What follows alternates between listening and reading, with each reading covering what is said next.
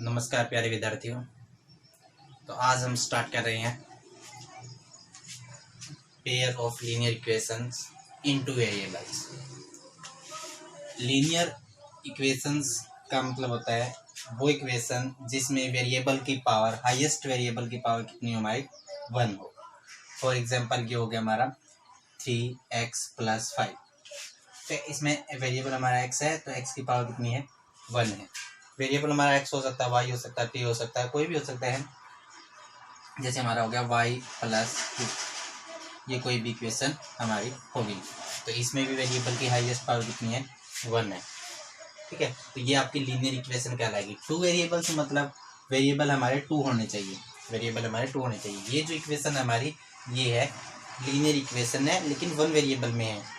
तो अब हम बात कर रहे हैं 2 वेरिएबल्स की। तो ये हो जाएगी हमारी, जैसे हो गया 3x + 4y = 0। तो ये हमारी होगी इक्वेशन है 2 वेरिएबल में। एक वेरिएबल x हो गया, दूसरा वेरिएबल y हो गया, और दोनों की पावर ही 1 है। देखो x की पावर भी 1 है, y की पावर भी आपकी 1 है। तो अगर आपकी पावर 1 है, डिग्री 1 है, तो उसको बोलते हैं हम लीनियर इक्वेशन। और 2 आपके वेरिएबल हो गए। तो जनरल फॉर्म होगी इसकी, वो क्या होती है, ये होगी आपकी ax + by + c = 0। और पेयर की अगर हम बात करें, ये आपकी लीनियर इक्वेशन 2 वेरिएबल्स में एक जनरल फॉर्म होती है आपकी। x और y अगर वेरिएबल है तो ax + by + c = 0। c आपका a b c ये आपके कांस्टेंट होते हैं, वे है a b and c are constants, ये से भी आपके कांस्टेंट रहेंगे। और x और y आपके वेरिएबल होंगे। ठीक है, x and y are variable.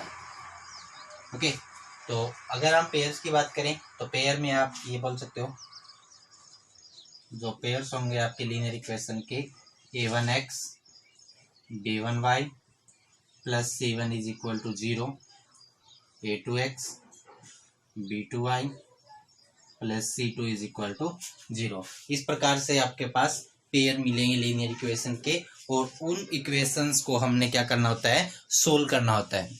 ठीक है, तो अब हम कंपैरिजन करेंगे दो पेयर्स ऑफ लाइन की, a1x + b1y + c1 = 0, a2x + b2y + c2 = 0। इन दोनों इक्वेशन से, जो इक्वेशन फर्स्ट और सेकंड है हमारे, तो इन दोनों इक्वेशन की कंपैरिजन करनी है हमने सिर्फ इनके कोफिशिएंट की। x के कोफिशिएंट जो हो गए हमारे, y के कोफिशिएंट b1 और b2 जो है, और जो कांस्टेंट है हमारा c1 और c2, इन सब की हमने कंपैरिजन करनी है, रेशियो देखनी है। ठीक है, रेशियो की कंपैरिजन करेंगे हम। रेशियो की कंपैरिजन के बेस पे हम ये देखेंगे कि दोनों जो लाइन है उनका ग्राफ किस प्रकार से आएगा, इनके कितने सॉल्यूशन होंगे, कंसिस्टेंट होगी या इनकंसिस्टेंट होंगी। ठीक है, इसके बेस पे हम कर रहे हैं। तो ग्राफ मैं आपको साथ के साथ बताता रहूँगा। सबसे पहले आपने क्या करना है, जो कोफिशिएंट हो गए a1/a2, b1/b2 और c1/c2, ये तीनों चीज़ हम कैलकुलेट कर लेते हैं। ठीक है, जो भी होगा आपके, मैं एग्जांपल देके बताऊंगा आपको। सिर्फ एक बार मैं आपको एग्जांपल फॉर्म में बता रहा हूँ। a1/a2 ये हम कैलकुलेट कर लेंगे, जो वैल्यू आएगी हमारी। b1/b2 ये कैलकुलेट कर लेंगे, और c1/c2 ये कैलकुलेट कर लेंगे। ठीक है, सिंपल ये आपके नंबर्स होंगे, और इन नंबर्स को डिवाइड करके इनका रेशियो हम फाइंड कर लेंगे कितना आएगा।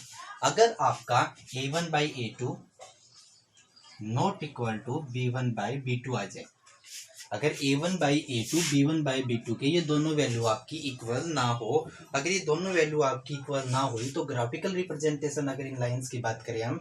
अच्छा, मैं आपको एक बात बताना भूल गया। ये क्या होता है, आपकी जो लीनियर इक्वेशन इन 2 वेरिएबल्स होती है, वो एक लाइन आएगी आपकी। ठीक है, वो एक लाइन होती है सिंपली। जैसे भी हम इस लाइन का अगर ग्राफ खींचना चाहें तो ये एक सिंपल लाइन आएगी कोई भी आपकी। ठीक है, कोई भी एक लाइन आती है, तो इनके अंदर जो 2 लाइनें होंगी आपकी, ग्राफिकल रिप्रेजेंटेशन की बात करें तो दोनों लाइन इंटरसेक्ट करेगी।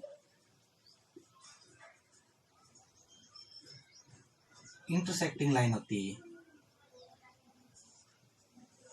इंटरसेक्टिंग का मतलब क्या है कि किसी भी पॉइंट पे, जैसे अगर इनका ग्राफ खींचना चाहे हम, किसी भी पॉइंट पे ये इंटरसेक्ट करेगी। इंटरसेक्ट करेगी तो कितने पॉइंटों पे करेगी, सिर्फ 1 पॉइंट पे करेगी। 1 पॉइंट पे करेगी तो इनका अगर हम अलजेब्रिक बात करें तो इनका यूनिक सोल्यूशन होगा, या सोल्यूशन बोल सकते हो आप। इनका कितना होगा आपका, यूनिक सॉल्यूशन मिलेगा। ओके, यानी कि सिर्फ एक हल मिलेगा इनका, यूनिक सॉल्यूशन होगा, ओनली वन सॉल्यूशन होगा आपका। कंसिस्टेंट और इनकंसिस्टेंट होता है क्या आपका?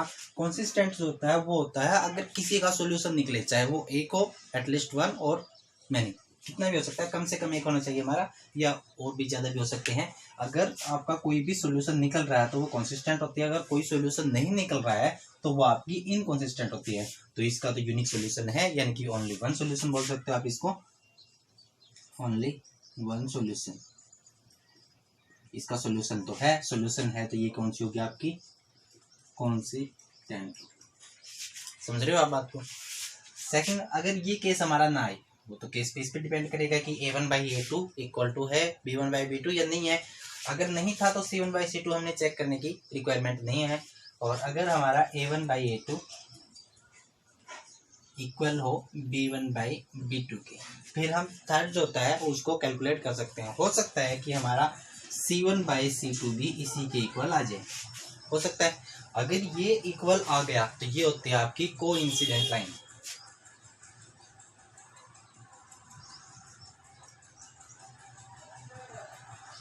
कोइंसिडेंट लाइन होती है। कोइंसिडेंट का मतलब होता है एक लाइन दूसरी के ऊपर ही आएगी। अगर ग्राफ खींचे, एक लाइन मान के चलो ये आ गई, दूसरी लाइन का भी ग्राफ खींचे तो इसी के ऊपर से ही आएगा। ओके, तो ये बहुत जगह, यानी कि हर बहुत सारे ऐसे पॉइंट है जहाँ पे ये टच कर रही है, तो इनके इनफाइनेटली मैनी सोल्यूशन होगी।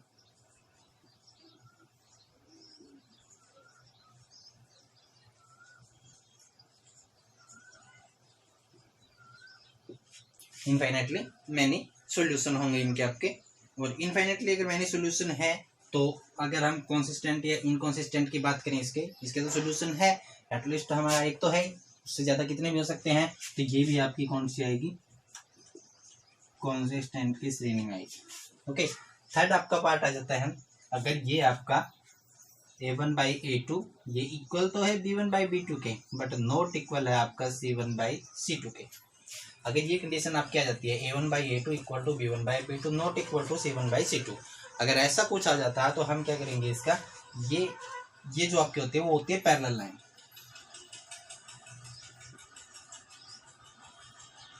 पैरेलल लाइंस होती है, पैरेलल लाइन मतलब एक लाइन एक दूसरी ऐसे आएगी, है ना।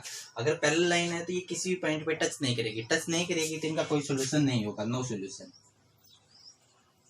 मतलब सॉल्यूशन का मतलब होता है कि ऐसा कोई भी पॉइंट, पेयर ऑफ पॉइंट नहीं होगा जो दोनों इक्वेशन को सेटिस्फाई करे। और सॉल्यूशन का मतलब ये होता है कि पेयर ऑफ पॉइंट आपके पास एक ऐसा मिल जाए जो दोनों इक्वेशन को सेटिस्फाई कर रहा है, तो वो उसका सॉल्यूशन कहलाएगा।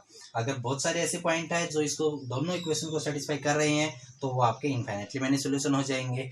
और अगर एक भी ऐसा पॉइंट नहीं है जो आपको ये दोनों इक्वेशन को सेटिस्फाई करेगा, तो वो आपका नो सॉल्यूशन में आ जाएगा। पैरेलल लाइन होंगी, नो सॉल्यूशन होगा, और अगर कोई सॉल्यूशन ही नहीं है तो इनकंसिस्टेंट होगा।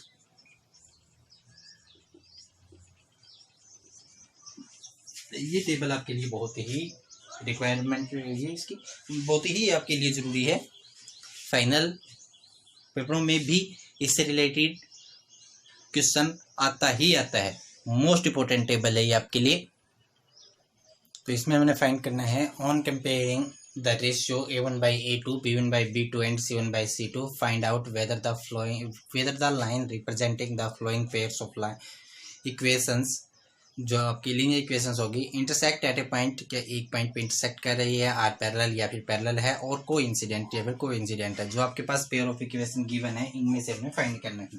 तो इक्वेशन आपकी फर्स्ट होगी, ये इक्वेशन आपकी सेकंड होगी। मैंने बताया था आपको, जनरल फॉर्म बताइए ना, a1x b1y plus c1 equal to 0, a2x b2y plus c2 equal to 0। इन दोनों इक्वेशन की कंपैरिजन हमने करनी है। कंपैरिजन करेंगे तो देखो, x का कोफिशिएंट आपका a1 कहलाएगा, y का कोफिशिएंट b1, और जो कांस्टेंट होगा वो c1 कहलाएगा। तो इसके अंदर से अगर हम बात करें तो a1 की वैल्यू कितनी आ जाएगी आपकी, 5 आ गई, है ना। y का कोफिशिएंट जो होगा आपका -4 है, यहाँ पे y का कोफिशिएंट क्या है, b है, b1 है, तो b1 की वैल्यू जो आ जाएगी ये आपकी कितना आ गया, -4 आ गया। यहाँ पे कांस्टेंट c1 है और यहाँ पे कांस्टेंट कितना है, +8 है, तो c1 की वैल्यू कितना आ गई, +8 आ गई। सेकंड इक्वेशन की कंपैरिजन सेकंड इक्वेशन के साथ कर देते हैं। x का कोफिशिएंट क्या है, a2 है, a2, यहाँ पे x का कोफिशिएंट कितना है, 7 है, y का कोफिशिएंट यहाँ पे b2 है, यहाँ पे y का कोफिशिएंट 6 है, b2 की वैल्यू 6 आ जाएगी। यहाँ पे कांस्टेंट c1 है, यहाँ पे कांस्टेंट माइनस के 9 है। ये आपका हो गया। अब a1 b1 c1 a2 b2 c2 ये वैल्यू आने के बाद आपने क्या करना होता है, रेशियो फाइंड करना होता है a1 by a2 b1 by b2 और c1 बाई c2 का। तो अब क्या करते हैं हम, a1 बाई a2 ये वैल्यू निकाल लेते हैं, कितनी होगी, यहाँ पे 5 है, ये 7 है, तो 5 बाई 7 आ गई।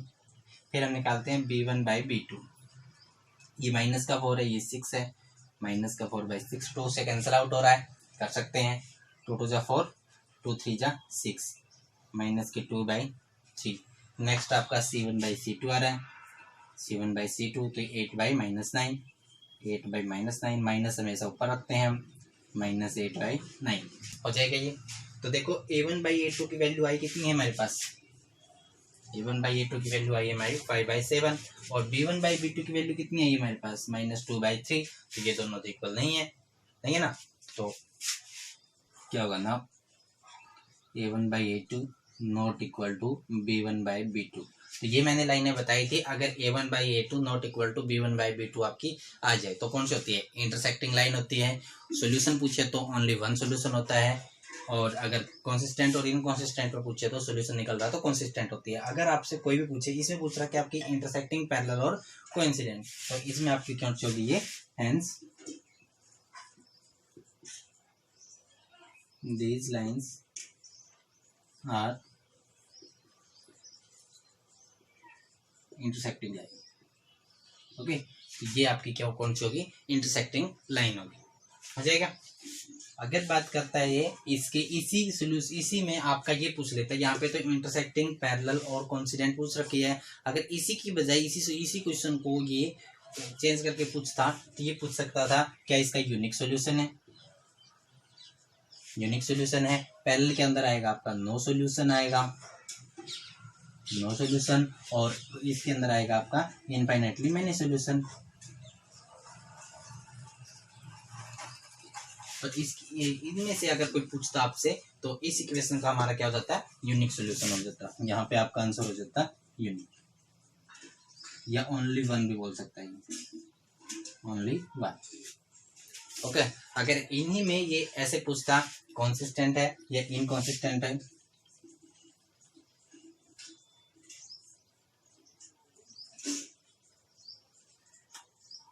कंसिस्टेंट और इनकंसिस्टेंट पूछता तो आपको पता है, मैंने बताया था आपको कि कंसिस्टेंट वो होती है जिसका कोई सोल्यूशन हो, चाहे वो सोल्यूशन वन हो चाहे मैनी सोल्यूशन हो, और इनकंसिस्टेंट होती है जिसका कोई सोल्यूशन नहीं होता। तो इसमें हमारा कितने आए हैं, इसमें हमारी इंटरसेक्टिंग लाइन आएगी तो उसका वो यूनिक सोल्यूशन होता है, यूनिक सोल्यूशन है मतलब ये कौन सी होगी, आपकी कंसिस्टेंट लाइन्स होंगी।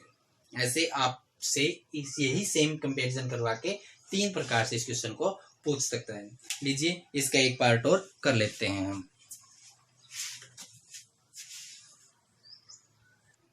तो इसमें हमें बताना है कि कंसिस्टेंट है या इनकंसिस्टेंट है, मतलब उनका सॉल्यूशन निकलेगा सॉरी या नहीं निकलेगा। तो ये 3/2x + 5/3y = 7, 9x - 10y = 14।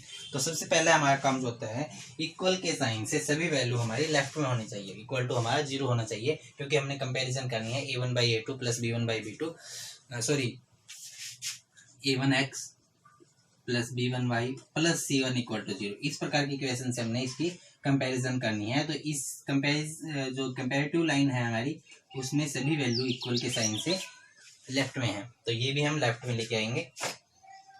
तो इसमें हमारा कितना हो जाएगा, 3/2x + 5/3y -7 हो जाएगा, प्लस का 7 इधर -7 हो जाएगा। और इसी प्रकार से सेकेंड में भी ये 9x - 10y, ये तो है ही हमारा, +14 लेफ्ट में आएगा, -14 हो जाएगा = 0। तो अब हम a1, b1 और c1 की वैल्यू निकाल लेते हैं। a1 की वैल्यू देखिए कितनी है हमारे पास, फर्स्ट ही कंपैरिजन कर लेते हैं, पहले a1 की फिर b1 की फिर c1, ऐसे होता है। तो a1 की वैल्यू 3/2 आ जाएगी, b1 की वैल्यू 5/3 आ जाएगी, और c1 की वैल्यू, अगर कोई बच्चा इसको सिर्फ 7 लेट कर रहा था या 7 मान रहा था इसको, तो वो गलत होगी आपकी, 7 नहीं है, ये -7 है। माइनस अगर है आपका साइन तो साथ में रखना होगा। ओके, c1 की वैल्यू इसी प्रकार से ये वैल्यू हो जाएगी हमारी a2, b2 और c2 की वैल्यू। a2 की वैल्यू यहाँ पे हमारी 9 है, B2 की वैल्यू -10 है और C2 की वैल्यू कितना माइनस के 14 है। तो ये हमने कंपैरिजन करनी है इन दोनों में से। A1 बाई A2 की वैल्यू निकालेंगे हम। A1 बाई A2 की वैल्यू निकालनी है। A1 बाई A2 की वैल्यू निकालेंगे तो कितनी है 3/2 और डिवाइड में हो जाएगा हमारा कितना 9 नीचे वाले के साथ ही रह जाएगा हमारा 3/2 मल्टीप्लाई 9 3 से कैंसिल आउट हो जाएगा 3 1 जा 3 3 3 जा 9। तो ये आ गया आपका 1/6। ओके A1 बाई A2 की वैल्यू आ गई। अब हम क्या निकालते हैं B1 बाई B2 की वैल्यू निकालते हैं। B1 बाई B2 की 5/3 है, ये माइनस का 10 है 5/3 और बाई -10 नीचे के साथ रह जाएगा 3 के साथ मल्टीप्लाई 5/3 मल्टीप्लाई -10 5 से कट जाएगा 5 2 जा 10 तो ऊपर 1 रह गया नीचे माइनस का 6 माइनस ऊपर ले जाते हैं हम इसका -1/6। फिर हम C1 बाई C2 निकालते हैं। C1 बाई C2 C1 की वैल्यू माइनस का 7 और C2 की वैल्यू माइनस का 14 माइनस से माइनस कैंसिल आउट 7 2 जा 14 ये आ गया आपके 1/2। अब हमने कंपैरिजन करनी है A1 by B2 B1 by B2 और C1 बाई C2 की। तो A1 बाई A2 की value I 1/6 B1 by B2 भी -1/6 तो दोनों इक्वल तो नहीं है। ये तो प्लस का 1/6 है ये माइनस का 1/6 है और थर्ड वैल्यू हमारी 1/2 यानी कि C1 बाई C2 की वैल्यू हमारे पास 1/2 है। तो क्या होगा आपका A1 by A2 not equal to B1 by B2। ये दोनों हमारे इक्वल है ही नहीं। अगर इक्वल नहीं है तो कौन सी होती है इंटरसेक्टिंग लाइन होती है, यूनिक सोल्यूशन होता है। और यूनिक सोल्यूशन अगर है तो कौन सी होगी आपकी कंसिस्टेंट लाइन होंगी। तो दीज आर कंसिस्टेंट।